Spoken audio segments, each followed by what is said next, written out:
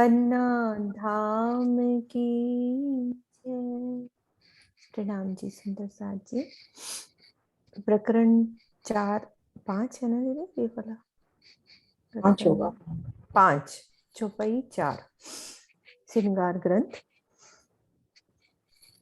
2 अंगूठे 8 अंगुरी, नख शोभित तिन पर, नख लगते सिर अंगूरी, ए जोत कहूं क्यों कर, ए जोत कहूं क्यों कर। श्री राज जी के दोनों चरणों में 2 अंगूठे तथा 8 अंगुलियां हैं। इनमें नाखून शोभायमान हो रहे हैं। नख लगते सिर अंगूरी, सभी नख अंगुलियों के सिरे पर शोभा दे रहे हैं। इनकी अलौकिक ज्योति का मैं कैसे वर्णन करूं। चरण अंगूठे पतले और पतली अंगुरियां, लाल रंग माही शोभित अतंत उजलियां।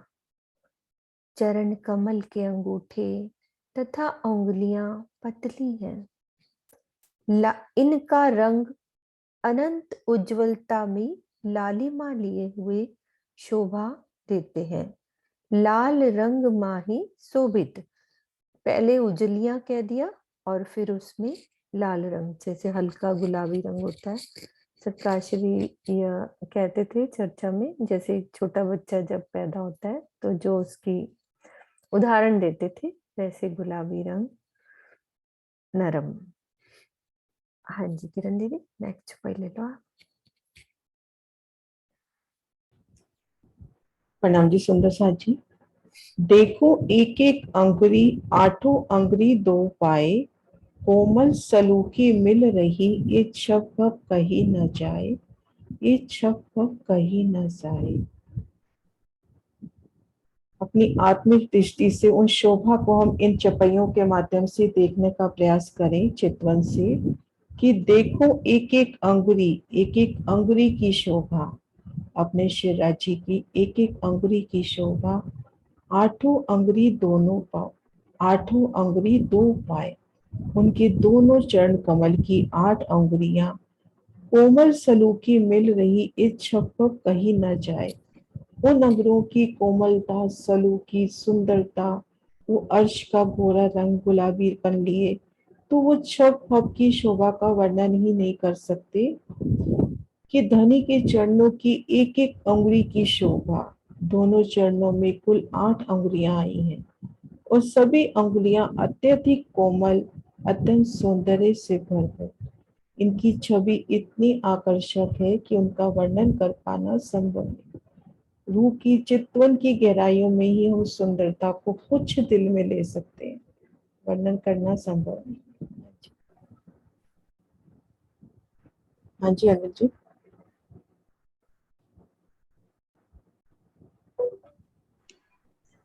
प्रणाम जी। नाम जी। 2 पांव बड़ी 2 अंगुरी, अंगूठो बराबर, 3 थे 3 उतरती, लगती कोमल सुंदर, लगती कोमल सुंदर। दोनों चरणों के अंगूठों के पास वाली एक एक कुल 2 अंगुलियां बड़ी बड़ी है। उनके बाद की तीनों अंगुलियां क्रमशः छोटी होती गई है। सभी अंगुलियों बहुत ही कोमल और सुंदर लग रही है। भावार्थ, इस चौपाई के पहले चरण में कथित 2 अंगुरी का तात्पर्य दोनों पैरों की एक एक अंगुली से है। 2 पांव बड़ी 2 अंगुरी, यानी राज्य महाराज धाम के धनी हमारे पिया के जो पांव है, उनके अंगूठों के साथ आई 2 अंगुली, यानी दाएं और बाएं दोनों की जो अंगुली है, वो एक एक अंगुली अंगूठों बराबर यानी अंगूठों के बराबर है। और ये दोनों 3 थे, 3 उतरती, और उसके बाद की 3 उंगली वो इतने सारे पूरा पांव इतना सुंदर, कोमल, मधुर, सुगंधीदार, जो भी कह सके उतना कम है यहाँ के शब्दों के द्वारा। पर ये सारी शोभा और ये सारी कोमलता और ये लालिमा देखनी हो तो हमें चितवनी तो करनी ही पड़ेगी, तो ही हमें ये शोभा अपने रूह के दिल में नजर आएगी। प्रणाम जी। राम जी।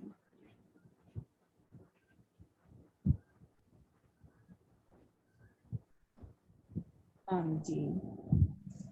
जलहल नूर बराबर, ऊपर अंगुरियां नख, शोभा सलूकी नख जोत की, जुबां कहे न सके इन मुख। सभी उंगलियों के नख के समान रूप में नूर झलक रहा है। नगों के समान, मतलब नख जो है नगों के समान नूर झलक रहा है। नखों से निकलने वाली ज्योति की शोभा, सुंदरता का वर्णन, थोड़ा ऊपर करना दिख नहीं रहा, सुंदरता का वर्णन इस मुख से नहीं हो सकता। मतलब कि अंगुरियां के नख इतने सुंदर हैं कि वो नगों की तरह चमक रहे हैं। प्रणाम जी। जी।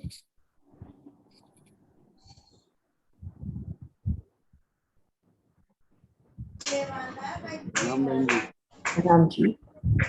अतंत ज्योत नखन, श्रीनिवास जी आवाज तो नहीं आ रही, थोड़ा सा चुप करा दो पीछे से।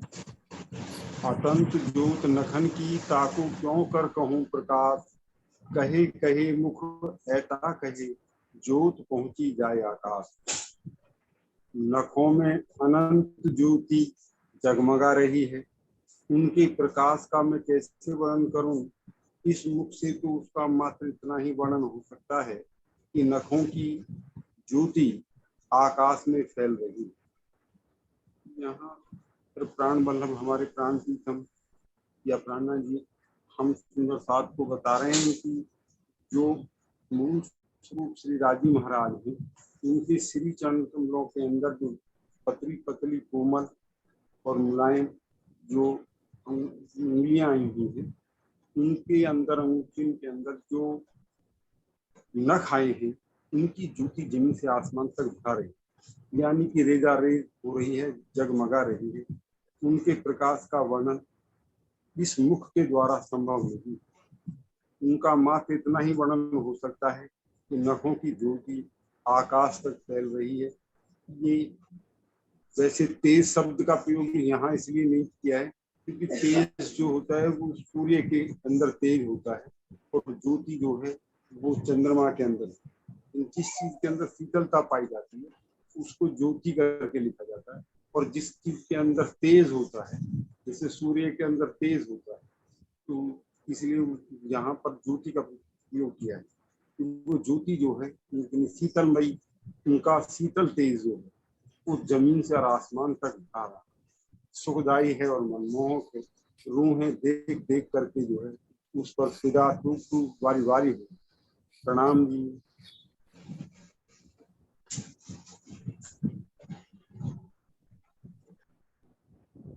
प्रणाम जी।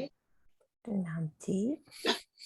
जो सुंदरता अंगुरियों और सुंदरता नख जोत, ये शोभा न आवे शब्द में, कहे कहे कहूँ उद्योत। कहे कहे कहूँ उद्योत। उंगलियों की में और नखों की ज्योति में अनंत सौंदर्य भरा हुआ है, जिसका वर्णन यहाँ के शब्दों से हो पाना संभव नहीं है। बोध के लिए इसे बारंबार प्रकाश के रूप में ही कह पा रहे हैं। इसमें जो है राजी महाराज के उंगलियों के नखों का जो है वर्णन किया गया है कि उनकी उंगलियों की सुंदरता और नखों का जो तेज है, और जो उसका नखों के जो तेज का जो प्रकाश है, उसका जो है वर्णन यहाँ के शब्दों से हम नहीं कर पाते, क्योंकि वहाँ के तो नूरी अंग है। यहाँ इस संसार की जुबान से उसका प्रकाश का वर्णन नहीं हो पाता। वो कह रहे हैं बस मैं खाली प्रकाश ही कह कह कहूँ उद्योत। कह कह मतलब बार बार खाली क्या कह रही हूँ कि प्रकाश ही कह पा रही हूँ और कुछ कह ही नहीं पा रही हूँ। प्रणाम जी। तेज प्रणाम जोत जी। कछु और है, शोभा सुंदरता कुछ और। पर ए अंग नूर जमाल के, याको नहीं नमूना ठोर। श्री राज जी की उंगलियों, अंगूठों, उंगलियों तथा नखों का तेज, ज्योति, शोभा और सुंदरता इस संसार से अलग प्रकार के हैं। अक्षरातीत के ये नूरी अंग है, जिनकी सुंदरता की उपमा किसी से नहीं दी जा सकती। पवन में वायु, यश में कीर्ति, अहंकार में अस्मिता और सौंदर्य में शोभा का जो स्वरूप होता है, वही स्वरूप तेज में ज्योति का होता है। श्री राज जी के अंगूठे, उंगलियां और नखों का जो तेज है, वह उसमें बहुत ज्यादा ज्योति भी है, शोभा भी है, सुंदरता भी है, जिससे इस संसार में किसी से भी हम उसकी उपमा नहीं दे सकते और ना ही संसार की किसी चीज में इस प्रकार की ज्योति है, शोभा और सुंदरता, क्योंकि ये अक्षरातीत के नूरी अंग है और जिसकी सुंदरता की उपमा हम किसी से भी नहीं दे सकते हैं। तेज ज्योत कछु और है, उनकी जो उंगलियां हैं, अंगूठे हैं या नख है, उनकी जो ज्योति है वो कुछ और है और उसकी सुंदरता भी अलग ही है। क्योंकि उनकी क्यों है? क्योंकि ये नूर जमाल के अंग है और जिसका कोई भी नमूना इस संसार में नहीं हो सकता। जैसे पवन में ऑटोमेटिकली वायु, यश में कीर्ति, अहंकार में अस्मिता, इसी प्रकार राज्य के अंगों की शोभा में है, सौंदर्य में शोभा का जो स्वरूप है मिक्स होता है और उनकी ज्योति अपार है। प्रणाम जी। प्रणाम जी। प्रणाम जी। ज्योत में एक है रोशनी, शोभा सुंदर गुण अनेक। शोभा रंग रोशन नरमाई, रस मीठे कई विवेक। रस मीठे कई विवेक। इस नूरी ज्योति में एक समान उज्ज्वलता है। इसमें शोभा, सुंदरता आदि अनेक गुण छिपे हुए हैं। धनी के इन अंगों में शोभा, सौंदर्य, उज्ज्वलता, कोमलता तथा माधुर्य प्रेम के कई रस छिपे हुए हैं। ज्योत में एक रोशनी, शोभा सुंदर गुण अनेक। ये जो ज्योत राज्य के अंग अंग से रोशनी, जो अंग अंग से नूर उमड़ता है, निकल रहा है, उसके अनेक गुण, वो इतनी सुंदर है कि उसके अनेक गुणों की शोभा को नहीं कहा जा सकता। शोभा रंग रोशन नरमाई, सब रस मीठे कई विवेक। इतनी उस शोभा में इतनी नरमाई है, इतनी मिठास है कि उसके बारे में इतनी मतलब इस संसारिक शब्दों से उनकी तुलना नहीं की जा सकती। इतना सौंदर्य, उज्जवल, कोमलता, सब कुछ माधुर्य छिपा हुआ है। दृष्टव्य, इस छुपाई में रंग शब्द का तात्पर्य रंगों, कलर से नहीं बल्कि सौंदर्य से है। इसी प्रकार रोशनी का भाव उज्ज्वलता से है। ये फारसी भाषा का शब्द है। यही वही बताया गया कि जो रंगों से, इस छुपाई में रंगों का जो है वो उनकी सुंदरता से है, जो अंगों का और सुंदरता में छिपा से है और मीठा और नर्म है। प्रणाम जी। दीदी आप बोलो। और नहीं नहीं, बहुत अच्छा बोल दिया। प्रणाम जी, हजूर प्रणाम। हजूर प्रणाम। शोभा माहे सलूकियां और खुशबुए सुखदाये, सुख प्रेम कहीं खुशालिया, इना जुबा कहीं न जाए, इना जुबा कभी न जाए, कहीं न जाए। श्री राज जी के इन अंगों की शोभा में अनेक प्रकार की सुंदरता तथा आनंद देने वाली सुगंधि छिपी हुई है। इनमें प्रेम और आनंद की अनेक प्रकार की हर्षित करने वाली विशेषताएं भी विद्यमान है, जिसका वर्णन इस जिह्वा से हो पाना संभव नहीं है। राज्य के अंगों की शोभा अनेक प्रकार को सुंदरता आनंद देने वाली है। अब राज्य का वर्णन तो ये जिह्वा से नहीं कर सकती। सुख प्रेम कई खुशहालियां, बहुत खुशी देने वाली कई प्रकार की खुशियां। राज्य के प्रेम में कई प्रकार के एक खुशी है न, कितना खुशी है, कई प्रकार के खुशियां। इन जुबा कहीं न जाए, ये जुबा ये मुख से बड़ नहीं कही जाए, कहीं न जाए। प्रणाम प्रणाम जी, प्रणाम। प्रणाम जी।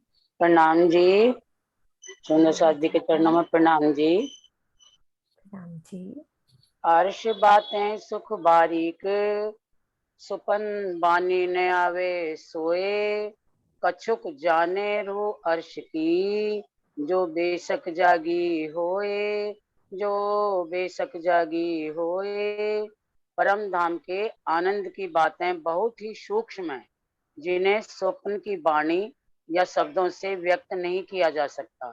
केवल परम धाम की आत्माएं ही इसके विषय में कुछ जान पाती हैं, जो निश्चित रूप से जागृत हो गई होती हैं। भावार्थ, इस चौपाई में वाणी का तात्पर्य श्रीमुख वाणी यानी तारतम वाणी से नहीं है, बल्कि नश्वर जगत के शब्दों से है। यद्यपि श्रीमुख वाणी की नश्वर जगत के ही शब्दों में, श्रीमुख वाणी भी नश्वर जगत के ही शब्दों में की गई है, किंतु स्वयं अक्षातीत के आवेश स्वरूप ने कही है, इसीलिए इसे स्वप्न की वाणी नहीं कहा जा सकता। हाँ जी। अर्श बातें सुख बारीक, सुपन बानी ने आवे सोए। अर्श की बातें, अर्श की बातों में इतनी बारीक सूक्ष्म बातें हैं अर्श की कि उनमें इतना सुख है अपरंपार। सुपन बानी ने आवे सोए, और यहाँ की सुपने की वाणी से, यहाँ के शब्दों से वहां का वर्णन नहीं हो सकता। कछुक जाने रूह अर्श की, वो ही अर्श की रूह जान सकती है इसको, कुछ उसके विषय में वो ही अर्श की रूह जान सकती है, जो बेशक जागी होए, जो इस वाणी से जागृत हुई होगी, वो ही इस वाणी को पहचान सकती है। इसका ये है। और इस चौपाई में ये भी बताया गया है कि नश्वर जगत के शब्दों से हम इस नश्वर जगत के शब्दों को श्रीमुख वाणी में ही कहे गए हैं, लेकिन नश्वर जगत के शब्दों से यद्यपि श्रीमुख वाणी नश्वर जगत के ही शब्दों में कही गई, किंतु वह स्वयं अक्षातीत महामती जी के अंदर जो आए थे, तब उनके द्वारा खुद नहीं कही गई है ये, इसीलिए इसे स्वप्न की वाणी नहीं कहा जा सकता। और कहते हैं कि सपन के ब्रह्मांड में आई बेशक है वाणी ये, लेकिन आई उनके मुखारबिंद से ही है, उनके अंदर आके। आवेश स्वरूप वाणी। हाँ जी, आवेश स्वरूप वाणी। प्रणाम जी। प्रणाम जी। प्रणाम जी। प्रणाम जी। श्री महामती के हक हुक्मे ऐसा सुख न दूजा कोय, पाँव माशूक के आशिक पिए रस धोए धोए, पिए रस धोए धोए। अब श्री राज्य के आदेश से श्री महामती जी कहते हैं कि प्रीतम अक्षरातीत के प्रेम में डूबी रहने वाली आत्माएं अपने धनी के चरणों को धो धो कर पीती हैं, अर्थात उन्हें अपने धाम हृदय में बसाए रखती हैं। इससे बढ़कर और कोई भी आनंद नहीं। भावार्थ, इस चौपाई में धनी के चरणों को लौकिक जल से धोने का प्रसंग नहीं। इस चौपाई में धनी के चरणों को लौकिक जल से धोने का प्रसंग नहीं है, बल्कि प्रेम ही वह जल है। प्रेम ही वह जल है जिसके द्वारा ब्रह्म सृष्टियां धनी के चरणों का ध्यान यानी कि चितवन में डूब जाती हैं। इस चौपाई का ये कथन भी प्रेम में चितवन की महत्ता को दर्शा रहा है। श्री महामती के हक में अब श्री महामती जी कहते हैं कि धनी के हुक्म से ये मैं कह रही हूँ कि ऐसा सुख न दूजा कोई, कि भी सारे उन्होंने एक एक छोटी से छोटी चीज का भी श्रृंगार का वर्णन कर दिया, जिसमें उंगलियां तक का भी एक बड़ी अंगूठे के साथ, फिर कैसी एक दो छोटी, दोनों चरणों की, मतलब पूरे श्रृंगार का नक्शे शिक का वो वर्णन कर रहे हैं। तो कह रहे हैं कि ऐसा सुख ना दूजा कोई, पूरे चरणों का उन्होंने, चरणों वाला ही श्रृंगार है मेरे, ऐसा सुख ना दूजा कोई, पाँव माशूक के आशिक पिए रस धोए धोए। अब अगर हम आशिक अपने आप को कहते हैं तो हमें अपने माशूक के जो चरण हैं उनको प्रेम के रस से, यानी कि प्रेम में ही चितवन से या प्रेम मन में लेते हुए उन चरणों का ध्यान करना है। मन में बिना प्रेम के उन चरणों को ध्यान में रखने का कोई फायदा नहीं है। तो एक चुपई भी आती है जो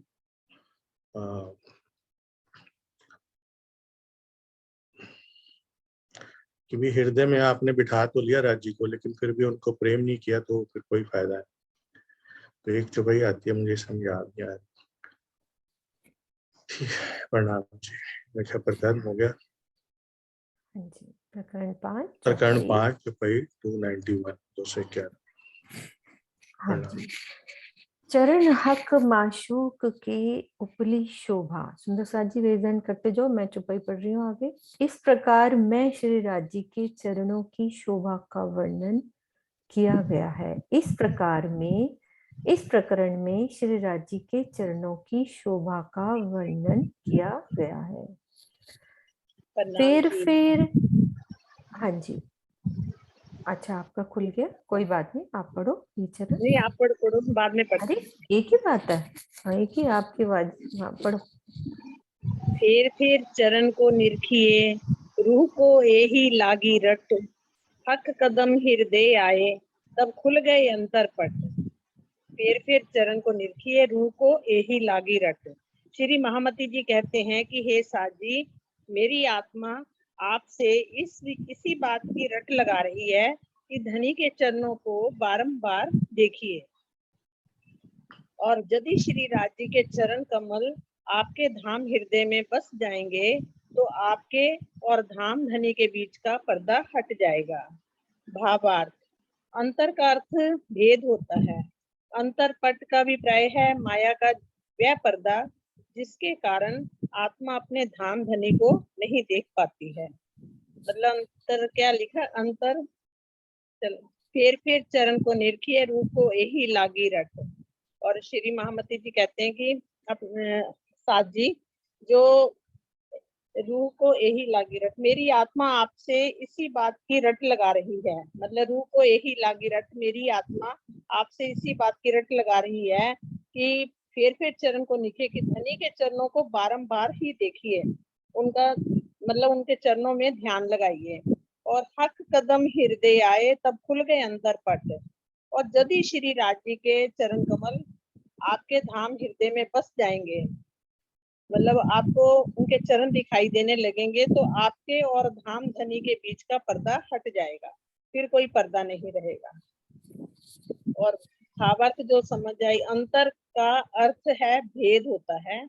अंतरपट का अभिप्राय है माया का वह पर्दा जिसके कारण आत्मा अपने धाम धनी को नहीं देख पाती। मतलब जो हमारे बीच में पर्दा है, जिसके कारण हम धाम धनी को देख नहीं पाते, जब उनके चरण कमल हमारे हृदय में बस जाएंगे तो हमें साक्षात धनी जी दिखाई देने लगेंगे। प्रणाम जी। प्रणाम जी। प्रणाम जी। प्रणाम जी। गुण केते कहूँ इन चरण के, आवे न माहे सुमार, याही वास्ते खेल दिखाइया, रूह देखसी देखन हार। मैं धाम धनी के इन चरणों की गुणों का कितना वर्णन करूं, इसकी कोई सीमा नहीं है। इन चरणों से आत्मा का जो मूल संबंध है उसकी पूर्ण पहचान देने के लिए यह माया का खेल दिखाया गया है। इस खेल का दृष्टा होकर मात्र ब्रह्म सृष्टियां ही देख सकेगी। इसमें राज्य कह रहे खुद कि उन चरणों का कहाँ तक मैं वर्णन करूं, इसकी तो कोई सीमा ही नहीं है। जो जब हमारे राज्य के चरण हमारे दिल में बैठ जाएंगे, तब वो खुद पे खुद हम एहसास होगा कि वो चरण कैसे हैं, उनकी अंगुलियां कैसी है, पतले हैं, कितने मुलायम है, कोमल है, सारी चीजों की हर रूह को अपने आप ही खुद पे खुद वो दिखने लग जाएगा। उसकी पूर्ण पहचान देने के लिए यह माया का खेल दिखाया गया है। उसमें इसी प्रकार जब हम माया चितवनी में बैठेंगे तो हमें खुद पे कुछ चरण दिखेंगे और फिर हम जैसे जैसे उन चरणों में जितना डूबेंगे और वो सारा ही क्लियर होते जाएगा, कैसे चरण है, कैसी अंगुलियां है, सारा ही कुछ। प्रणाम जी। गुण कहते कहूँ, राजी महाराज के चरणों के गुणों की बात हो रही है कि इसीलिए हम वहां जानते नहीं थे कि राजी कौन है, क्या है। गुण की बात हो रही है ना, कि उसकी कोई पारावारी नहीं है उनके गुणों का। तो वो जो इस खेल में हम आए तभी हम राजी के गुणों को समझ पाए कि राजी हमारे सुभान राज श्यामा जी किस तरह हैं, कितना लाड करते हैं, हमारे परम धाम में कैसी लीला करते थे। तो यही वास्ते खेल दिखाया, तो जो रूह होगी वही उसको महसूस करेगी। प्रणाम जी। प्रणाम जी। वर्णन करत हो चरण की अरश ठीक हो? तुरत जात, इन एक कहूँ हक हुक्मे शोभा शब्द ना इत समात। अब मैं परम धाम में विराजमान श्री राजश्यामा जी तथा सखियों के चरण कमलों की शोभा का वर्णन करती हूँ। धाम धनी के आदेश से ही थोड़ी सी शोभा को ही व्यक्त कर पा रही हूँ, क्योंकि उनकी शोभा शब्दों की परिधि में नहीं आती। वर्णन करत हूँ चरण की। परम धाम में हमारे राजश्यामा जी तथा सखियां के चरण कमलों का वर्णन करती हूँ। हर्ष हक सूरत, उनके चरण कमलों का वर्णन करती हूँ। इन नेक कहूँ हक हुक्मे, ये राजी महाराज धाम धनी के आदेश से ही करती हूँ। शोभा शब्द ना इत समात, इनको शब्दों की परिधि में नहीं कहा जा सकता। प्रणाम जी।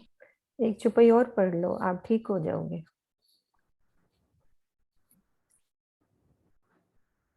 मोनिका, एक चुपई और पढ़ो।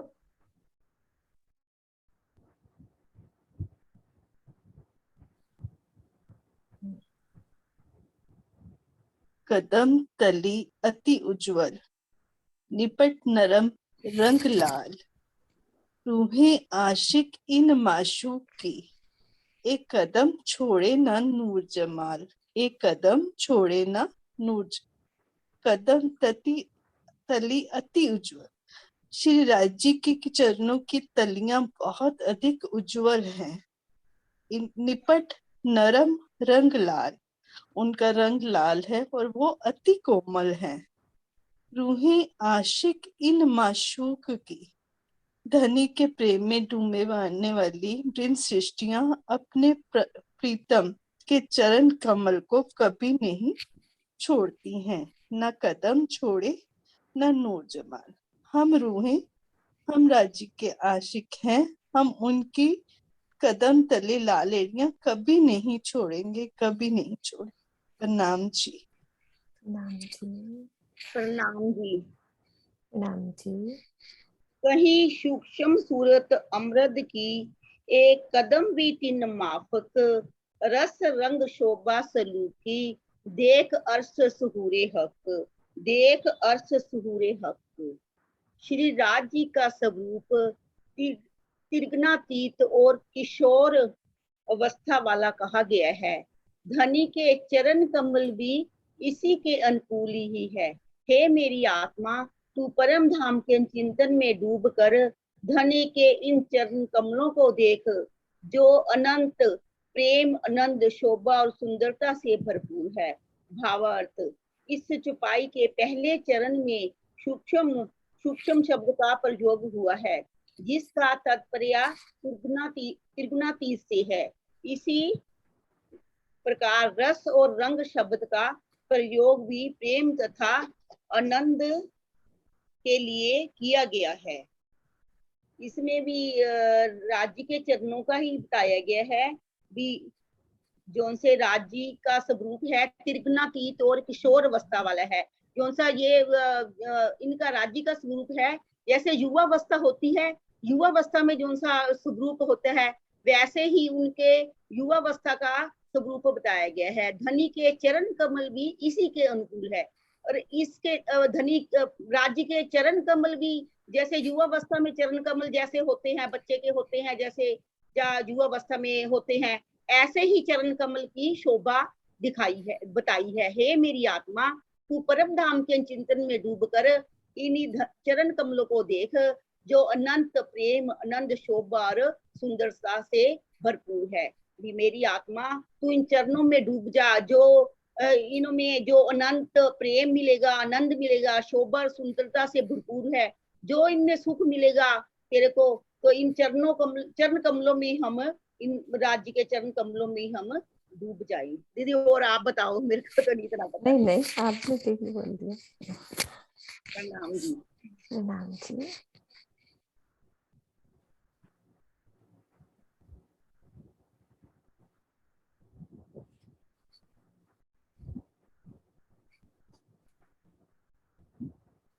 लाख, हाँ जी। लाख सलोकी दो कदम की, लाल एड़ी निपट नरम, गौर रंग रस भरे, जुबां क्या कहे सिफत कदम। दोनों चरणों की तली की गहराई अति सुंदर है। लाल एड़ी निपट नरम, लाल रंग की एड़ियां बहुत ही कोमल हैं। गौर रंग रस भरे, ये चरण कमल अति गौर वर्ण के हैं। जुबां क्या कहे सिफत कदम, तथा इनमें आनंद और प्रेम का रस भरा हुआ है। चरणों की महिमा का वर्णन इस जिह्वा से कदापि संभव नहीं है। तो कुछ शब्द नहीं है कि हम इस चौपाई के अलावा कुछ एक्स्ट्रा बोले। सब चौपाई में आ गया कि सलूकी है, नरम है, गौर रंग है। सलूकी कदम तलिए की, ऊपर सलूकी और, छब हक कदम की क्यों कहूँ, ए जो जुबां इन ठोर। चरण कमलों की तलुओं की सुंदरता अलग प्रकार की है। सलूकी कदम तलिए की, ऊपर सलूकी और, तथा उसके ऊपर भाग वाले पंजों की शोभा अलग प्रकार की है। इस नश्वर जगत की जिह्वा से धनी के चरणों की शोभा का भला मैं कैसे वर्णन करूं। तो धनी श्री महामती जी खुद कह रहे हैं कि मैं वो शब्द कहाँ से लाऊं कि चरणों की सलूकी और ऊपर का भाग, पंजों वाला ऊपर के भाग वाले का शोभा का वर्णन खाली चितवन में ही महसूस कर सकते हैं हम। हाँ जी नरेश जी, आपने रिविजन करा था, आप बोलो।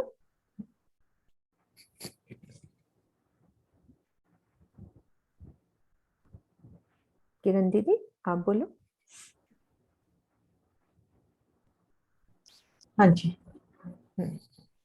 हाँ जी सुंदर जी रिविजन करो। आप हाँ कोई बात नहीं, नहीं तो हम पढ़ते जाएंगे, कोई नहीं कर रहे तो, नहीं तो करते जाओ सुंदर साथ जी, आगे दोबारा भी पढ़ लेंगे। अब खादी रूहे निस्बत ए अर्श की वायदत, जो रूह होवे अर्श की, सो क्यों छोड़े ए नियामत, सो क्यों छोड़े ए नियामत। अब खादी रूहे निस्बत, परम धाम की एक दली में युगल स्वरूप के चरणों के साथ ब्रह्म शिष्टियों का अखंड संबंध है। अब खादी रूहे निस्बत ए अर्श की वायदत, जो रूह होवे अर्श की, जो अर्श की रूह है, सो क्यों छोड़े ए नियामत, वो इस अनमोल निधि को कैसे छोड़ सकती है, अर्थात अपने धनी चरणों से कैसे दूर हो सकती है। इन शोभा में वायदत की बात हुई है इस चौपाई में कि हक खादी रूहे निस्बत ए अर्श की वायदत। हक खादी करो, निस्बत और वायदत, रूहे, ये अखंड निस्बत ए अर्श की वायदत, ये वायदत आप बताओ। हाँ जी, हक हादी शब्दों में नहीं ला पा रही, समझ तो पूछ रहे हैं ना। हाँ मतलब राज्य महाराज से हमारी निस्बत है, ए अरस की वहदत।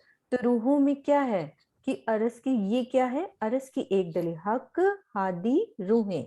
ये हक कह दिया राजी महाराज, हादी श्यामा जी और रूहें निस्बत, ये सब क्या है, एक दिल है। ए अर्श की वहदत, जो रूहे होवे अरस की, सो क्यों छोड़े ए नियामत। जो परम धाम की रूह होगी वो इस वहदत अनमोल निधि को, यानी कि इस अनमोल निधि को कभी भी नहीं छोड़ेगी, जो कभी भी हम धनी के चरणों से अलग नहीं होंगे। तो वो अलग निस्बत, वो कह रही ना दीदी, रूहों की जो हमारी निस्बत है कि निस्बत हरी हमारा चरणों श्यामा की जी का, निस्बत है, हाँ। हाँ समझ तो आ रही है, वो शब्दों में लाना होता है वैसे। अखंड संबंध है हमारा युगल स्वरूप के चरणों से। हाँ जी कुसुम दीदी।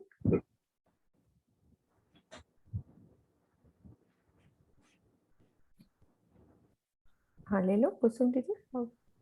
एक कदम ताले मोमिन के लिखी जो निस्बत, तो आठों जाम रूह अटकी, बीच अर्श खिलवत, बीच अर्श खिलवत।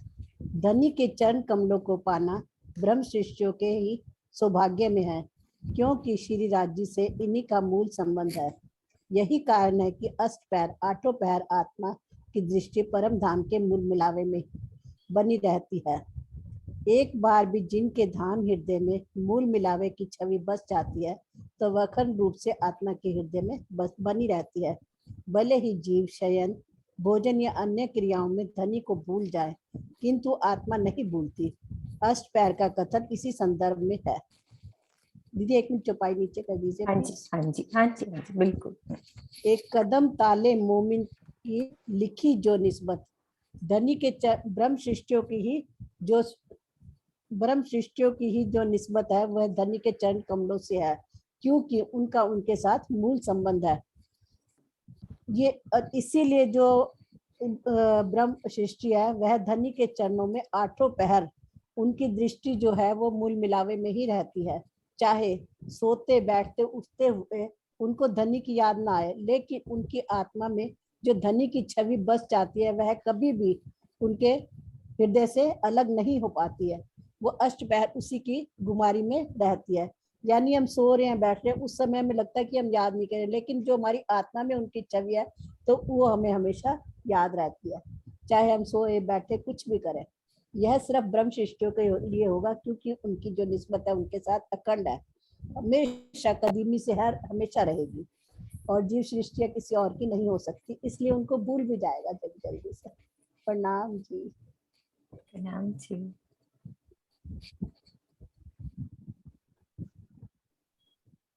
हाँ जी नरेश जी। जी प्रणाम जी। लग रहे हक कदम को, सोही रूह अर्श की, ये रस अमृत अर्श का, कोई और न सके पी, कोई और न सके पी। परम धाम की आत्मा कहलाने की शोभा उन्हीं को मिलती है जो धनी के चरणों से हमेशा जुड़े रहते। परम धाम के प्रेम रूपी अमृत की इस रस धारा का पान मात्र ब्रह्म सृष्टियां ही करती। क्लियर, इसका मीनिंग तो क्लियर ही एकदम। लग रहे हैं कदम को सोही रूह अर्श की, कि जो परम धाम की आत्मा कहलाने की शोभा, उसी को ही हम कह देते हैं हर एक को मोमिन या ब्रह्म सृष्टि, लेकिन ये शोभा उसी को मिलेगी जो हमेशा धनी के चरणों से जुड़ी रहती है। जो सोई रूह अर्श की लग रहे हैं, जो हमेशा धनी के चरणों से जुड़ी रहती है। ये रस अमृत अर्श का, कोई और ना सके पी। और ये भी बात दोनों तरफ से, और ये उस बात इस वहाँ का जो अमृत रस है, जो धनी के चरणों का रस है प्रेम रूपी, या धनी का जो प्यार है वो उसी रूह को मिलेगा जो वहाँ की अर्श की रूह होगी, जो वाक्य में हर वक्त आठों पैर 64 घड़ी धनी से जुड़ी रही, उठते बैठते सोपन सोबत जागृत, खाते पीते खेलते, दम न छोड़े मशहूर को, यही है निस्बत जो हर वक्त। हाँ जी अनी बोलो, मैंने बीच में बोल दिया। नहीं बस हो गया। हाँ जी मुकेश जी। हाँ मुकेश जी ले रहे थे, है ना, खोल दिए थे मेरे को। प्रणाम जी। प्रणाम जी। जो कोई अरवार सकी, हक कदम तिन जीवन, सो जीव जीवन बिना क्यों रहे, जाके असल अर्श में तन, जाके असल अर्श में तन। जो भी परम धाम की ब्रह्म सृष्टि होती है उसके लिए धनी के चरण कमल ही जीवन के आधार होते हैं। जिन आत्माओं के मूल तन परमधाम में है उनके जीव भी अपने जीवन के आधार स्वरूप इन चरणों के बिना कैसे रह सकते। जो कोई अरवाह अर्श की हक कदम तिन जीवन,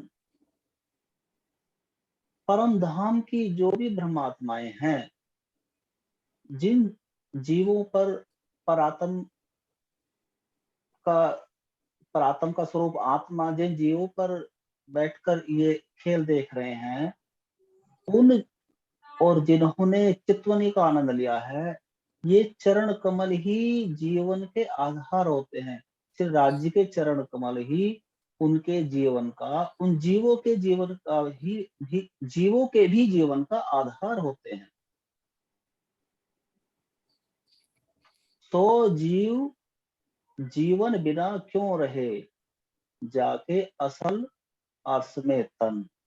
अर्थात जिनको एक बार श्री राज्य के चरण कमलों का चितवनी के द्वारा स्वाद लग जाता है, वो फिर बगैर श्री राज्य के चरण कमलों के उनका जीवन व्यर्थ माना जाता है।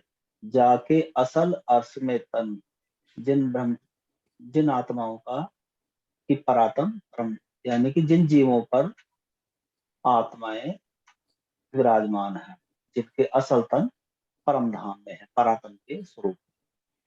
प्रणाम जी। प्रणाम जी।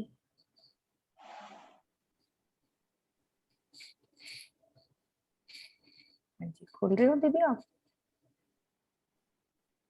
खोल दे।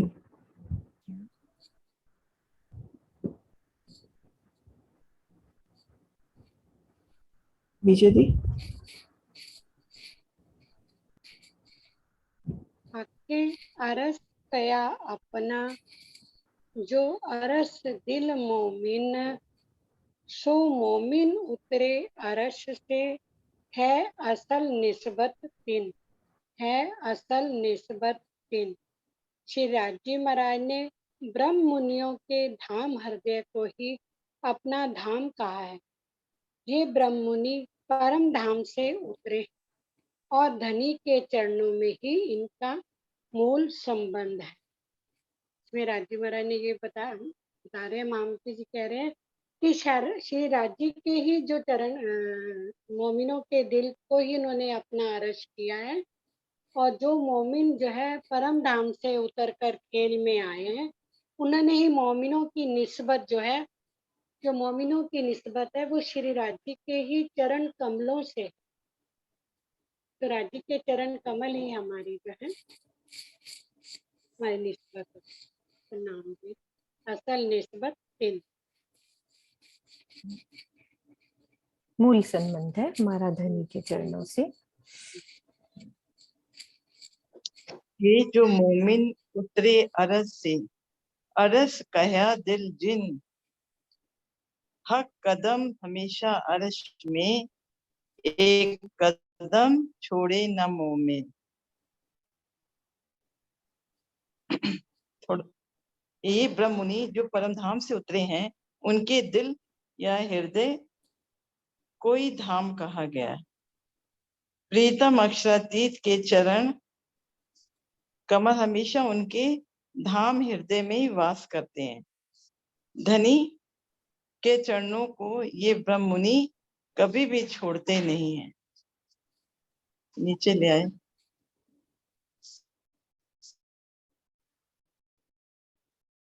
आपका नेट स्लो नीचे है। नीचे करो। नीचे मैंने कर मीनू जी दिया। नीचे करो।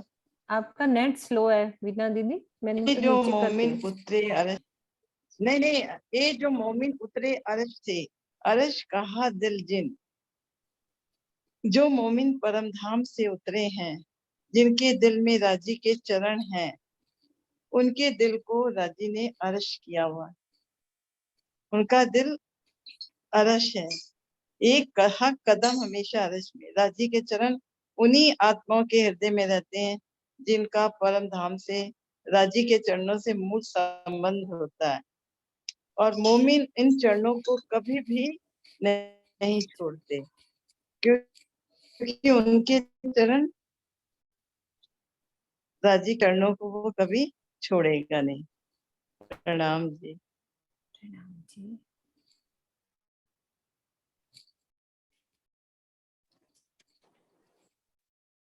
प्रणाम जी। हक्के तो कहा अर्श दिल को, जो इनो असल अर्श में तन, हक कदम छूटे दिल से, ताए क्यों कहिए मोमिन, ताए क्यों कहिए मोमिन। इन ब्रह्म मुनियों के मूल तन परम धाम में हैं, इसलिए धाम धनी ने इनके हृदय को ही अपना धाम कहा है। जिनके हृदय में धाम धनी के चरण ही न आ सके, उन्हें ब्रह्ममुनि कहलाने का क्या अधिकार है। इसमें भावार्थ, परात्म के तन धनी के ही तन है। तुम रूहें मेरे तन हो का कहना का कथन यही सिद्ध करता है उनके हृदय में श्री राज जी का ही निवास है। आत्मा का स्वरूप पर आत्म का प्रतिबिंब है, इसलिए उसके धाम हृदय में अक्षरातीत का वास होना अनिवार्य है। इसे श्रृंगार ग्रंथ प्रकरण 21 89 में इस प्रकार कहा है, सिफत ऐसी कही मोमनो जाके अक्स का दिल अर्श, हक सुपने में भी संग कहे, रूहें इन विद अरस परस।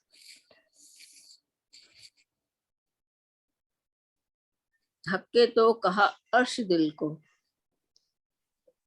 राजी महाराज कह रहे हैं कि जो ब्रह्ममुनि है, जो मोमिन है, उनके तन तो परम धाम में, इसलिए मैं उनके तनों में ही वास करूंगा, उनके हृदय में वास करूंगा, और इसलिए उनके हृदय को अपना धाम कहा है। और उनके हृदय में ही धनी के चरण आएंगे और उन्हें ब्रह्ममुनि कहलाने का ही अधिकार है।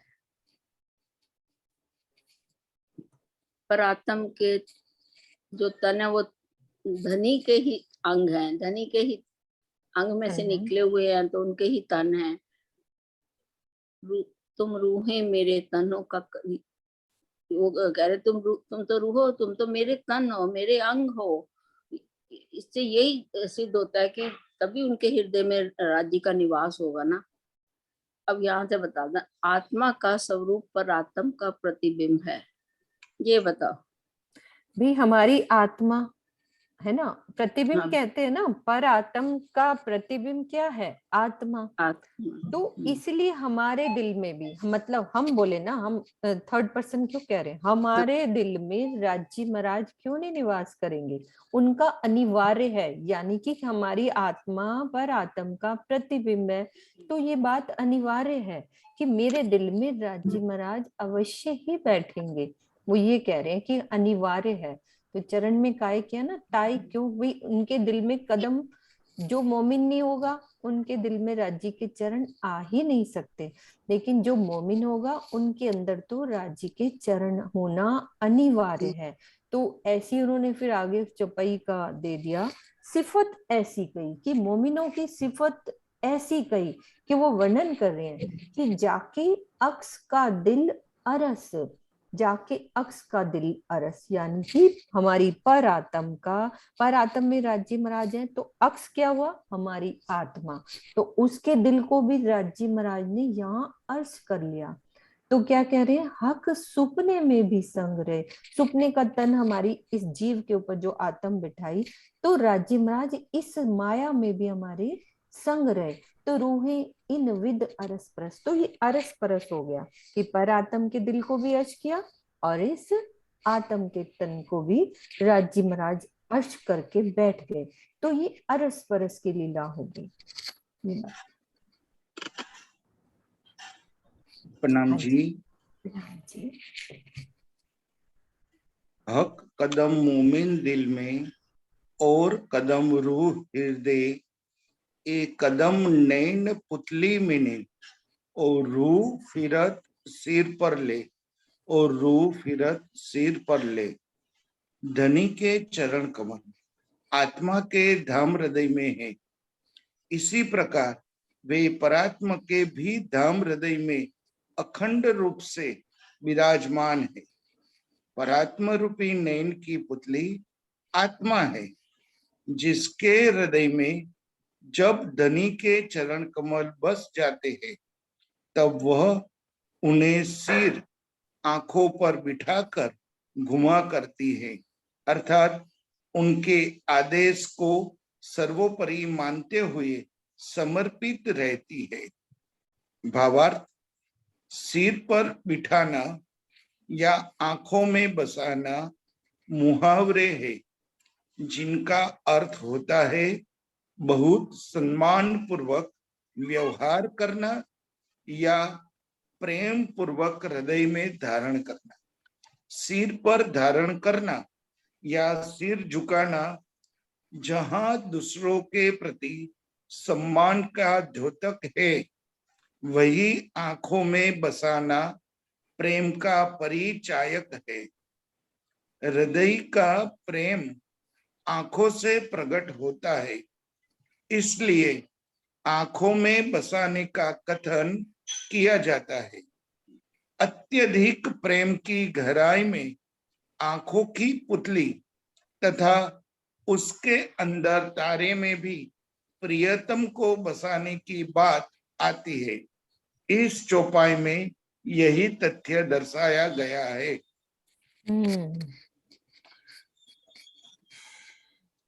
हक कदम मोमिन दिल में और कदम रूह हृदय, यानी धनी के चरण कमल मोमिन दिल में यानी आत्माओं के दिल में जब आ जाते हैं, और कदम रूह हृदय, इसी प्रकार परात्मा के भी धाम हृदय में अखंड रूप से विराजमान है। जो परम धाम में जो परात्म बैठी है धनी के चरणों में, उनके दिल में तो धनी के चरण है ही, वो ही प्रतिबिंब रूप या आत्मा के धाम हृदय में वो आ जाते हैं, यानी विराजमान हो जाते हैं।